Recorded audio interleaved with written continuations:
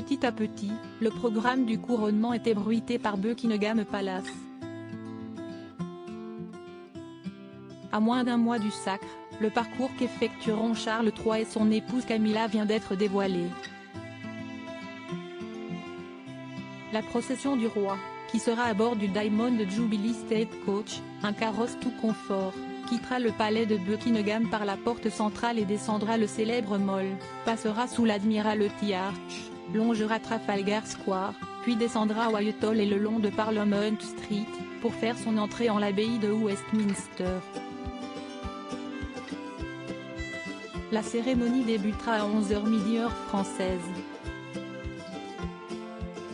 Un autre carrosse, le Gold Stagecoach, sera utilisé pour le retour. Allier tradition et modernité, tel est le souhait du nouveau roi. Pour l'occasion, un emoji a également été créé. Il a également été confirmé par Buckingham Palace que Camilla serait munie d'un sceptre en or surmonté d'une croix. Celle qui sera connue sous le nom de reine sera également munie d'un second sceptre en ivoire, surmonté d'une colombe. Une décision qui devrait provoquer la colère du prince William, l'héritier de la couronne, luttant de longue date contre le trafic de l'ivoire. Comme l'expliquait le magazine Private Eye, le prince de Galles, très protecteur des éléphants, ne supporterait pas l'idée que sa belle-mère perpétue la tradition qui veut que l'on brandisse un spectre dont le principal matériau est issu d'une défense de l'animal, menacé d'extinction à cause des braconniers.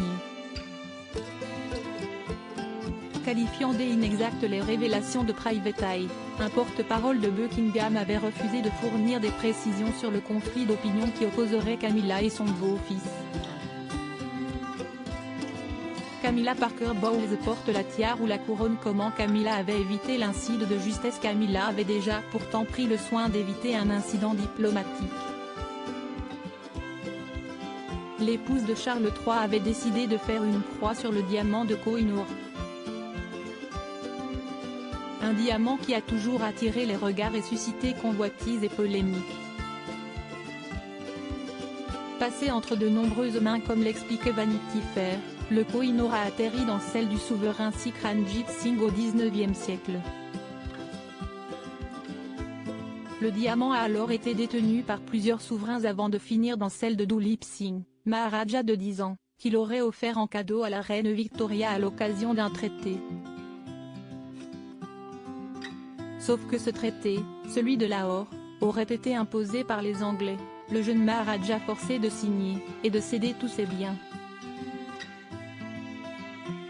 Camilla portera finalement la couronne de la reine Marie, repensée pour l'occasion afin d'éviter d'en commander une nouvelle. Crédit photo, Best Image.